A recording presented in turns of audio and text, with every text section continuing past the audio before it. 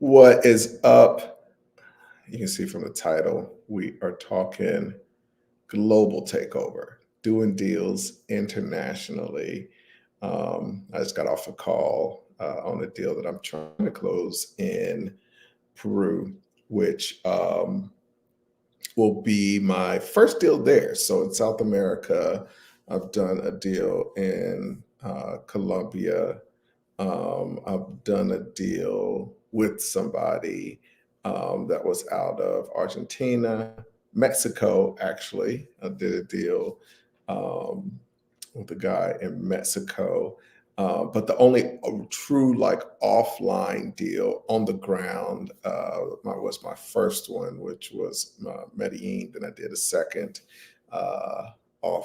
just offline, great business in Medellin as well.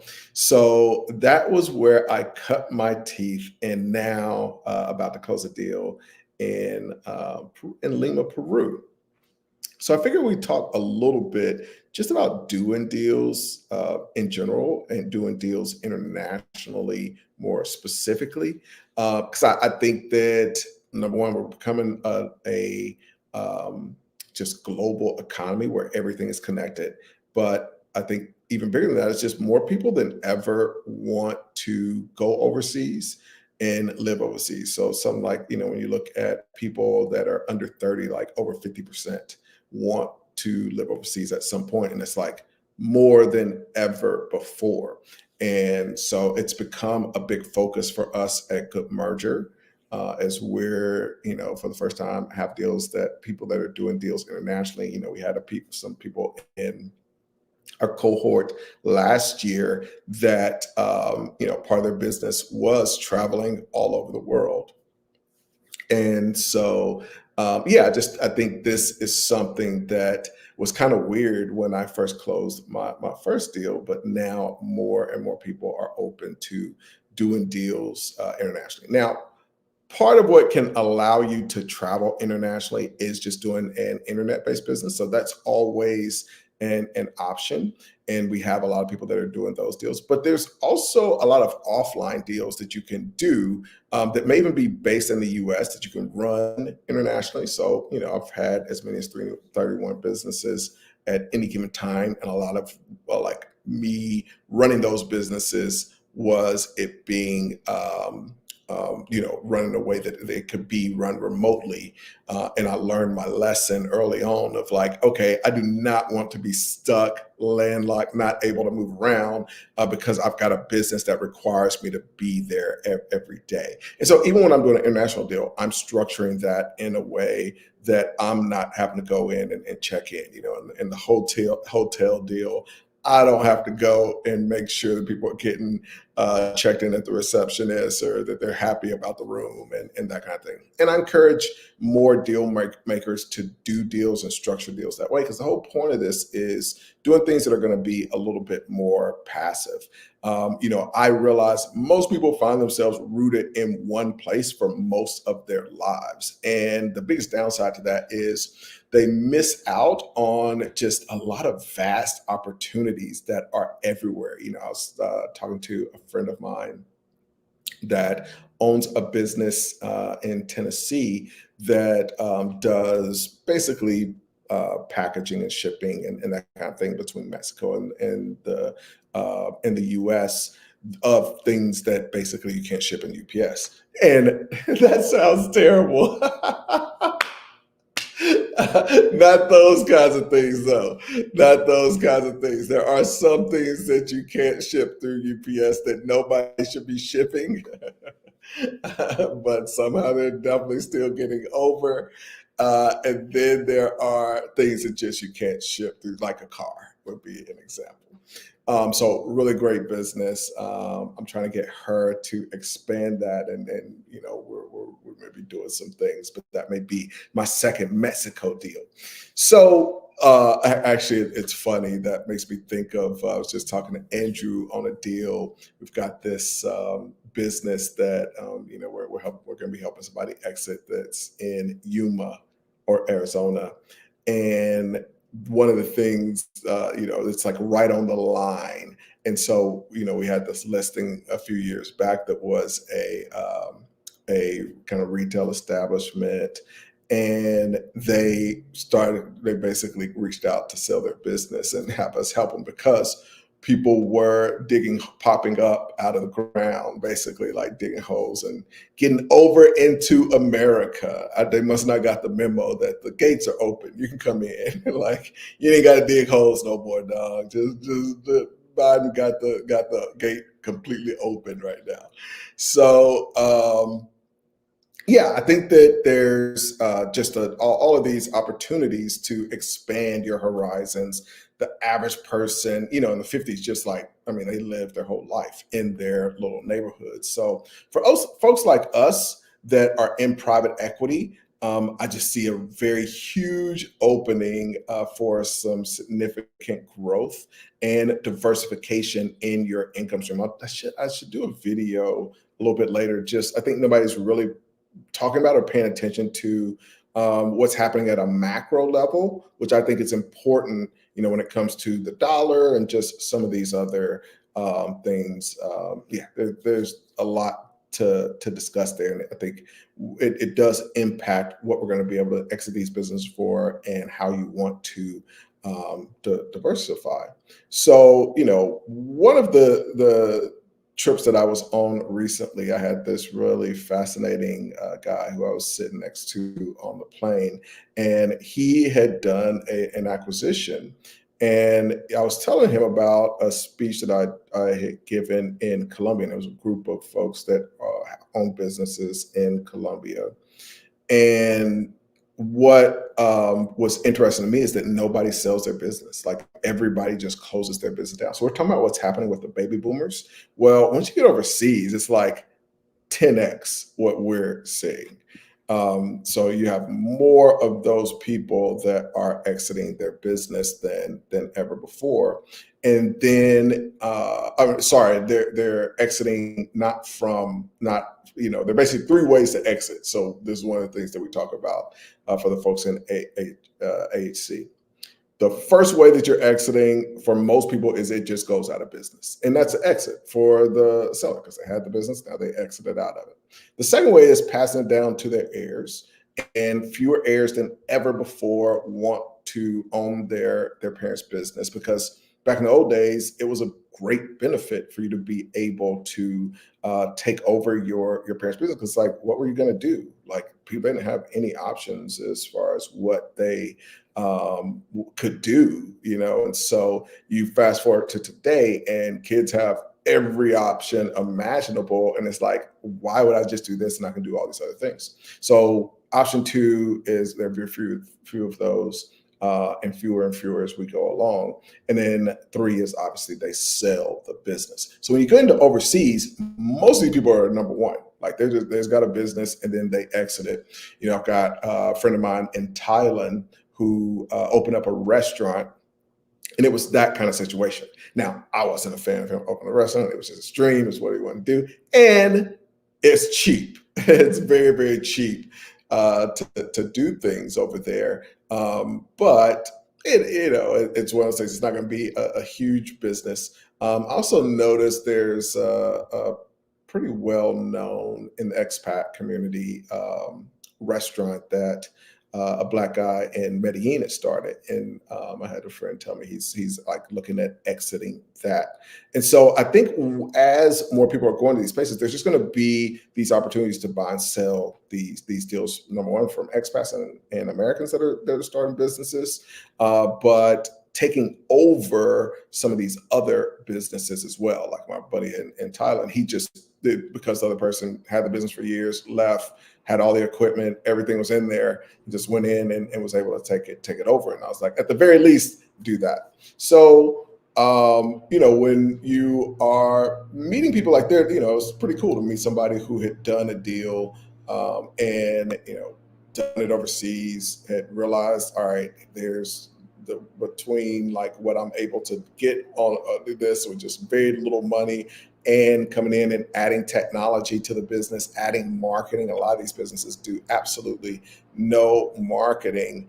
And I think it's one of the overlooked opportunities as people are considering doing these deals. Now, the other part of this is that you do have to take into consideration is the lifestyle of someone who is doing deals internationally. Because I do think, especially if it's an offline business, you want to spend time in the place where you have businesses. So there was a time for me before it just got overrun with expats where I loved Colombia and spent a ton of time in Colombia. And so for me to have a hotel deal there, like that was just, it was great. And, it's been one of my best investments to boot. So I want it to make sense for like a place where I want to live, but I also want it to be a really great investment. Now, you often hear people that are basically lamenting, saying, all right, things aren't as good as they used to be in America. I've got to get out of here. And like, there's that aggressive aspect to this where people are like, oh, like, I hate what America's becoming. I got to leave. And most of the time, those people never do anything. I don't really come from that place. I just see it as there are all of these opportunities that are everywhere.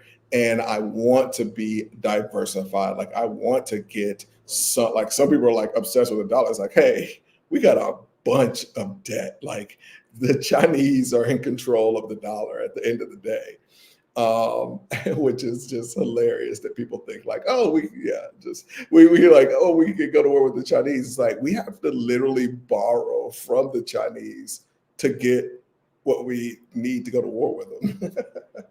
And it's just not in their best interest to completely crash the dollar, which they could do if it just would be in their best interest. But just like you want to be diversified. So to have some income that's coming from these other currencies, like when I get income from those businesses, like it's in that currency. And most of the time, I am leaving that in the country as well. So there are all of these different things that come into play. Like I've got a interest bearing account in one country where just like the bank account is sort of, basically it's a CD, our equivalent of a CD, and it's making 14%. And so there's risk. There's, I'm not saying that that's a guarantee. There's risks associated with that. Not so much risk when it comes to the 14%, but there's risk when it comes to the currency. So, but I think people are missing out on the fact that right now we've got a bunch of risks associated with the inflation of the dollar. And so right now, really based on the dollar, that 14% has been closer to about 20%. Because their currency, which is basically a third world country, has been stronger than ours. And so that added kind of a boost to my ROI as we were doing taxes and all this stuff for 2023. So it can become really beautiful beyond even the acquisition or the deal that you do. Another benefit that I have loved and enjoyed is getting residency in different places. So, I lived in Colombia for a little while, and because of a couple of deals that I did, I had a resident, an investor visa. And so you get to spend more time in these countries, kind of build a lot of relationships and all of that. So I think part of this isn't just the diversification when it comes to your income. I think that's important as far as just having an investment portfolio that is diversified. I think the second part is diversity of income in different currencies. So having things where you're generating income and equity, because eventually I will exit those deals. And so you're building equity in different currencies. You've got income in those currencies as well. And then kind of the third thing is having ROI that a lot of times is going to beat the ROI in the US. A lot of times depends again on a lot of different factors. And again, I'm just not one of these anti-US guys. It's just I get the importance of diversification. But a lot of times you're going to get a great ROI on just things like CDs. It's interesting how few people invest in Asian stock markets. So there's a lot of opportunity there. Cool. Got to roll in 10.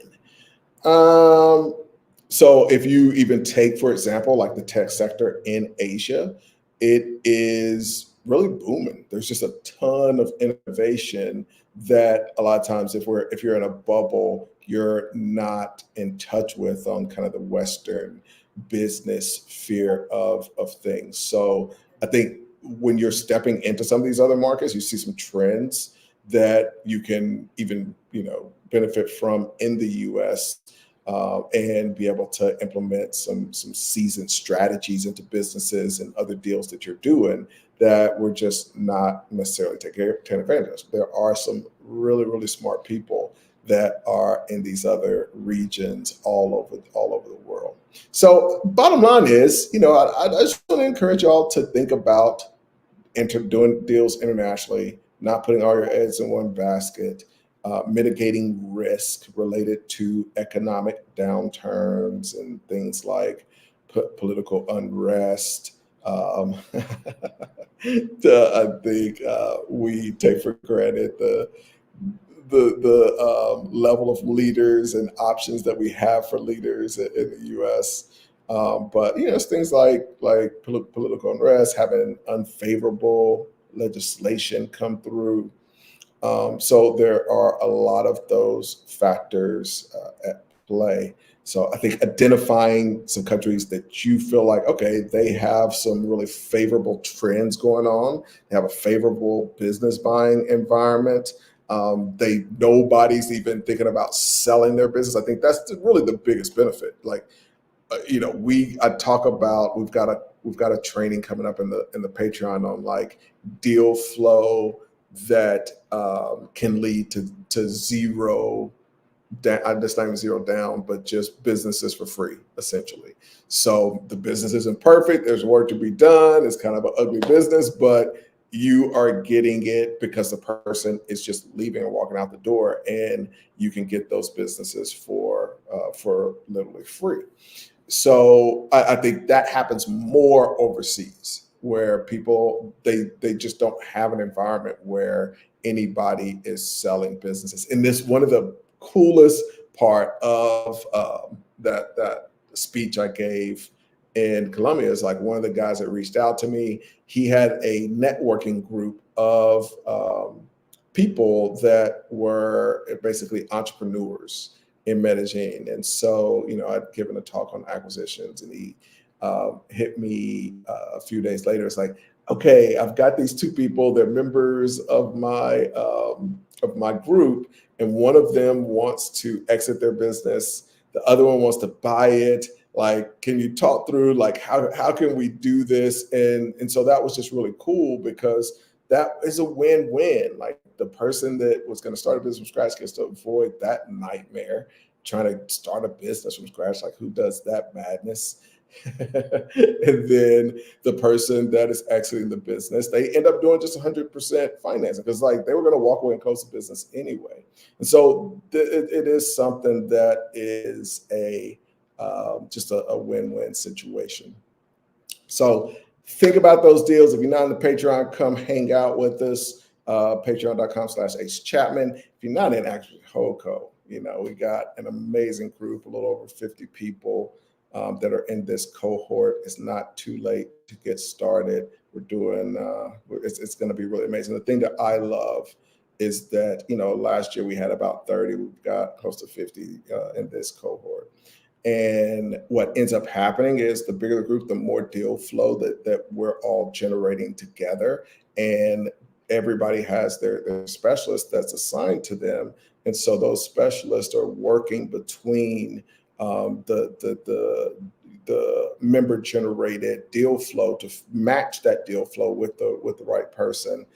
So we're already seeing some cool things just a couple weeks in, which has been nice. All right, let's talk. We got a few questions came in here. Let's chat it up before I get out of here. Dr. Glux, what's up, homie? Thanks for popping in, sir. Let me know if you got connected with Andrew. I know you were interested in joining us as a merger specialist. Sorry about my voice. I've been talking a lot today. Rich New Yorker, what's up, homie? I miss New York, man. I definitely miss New York.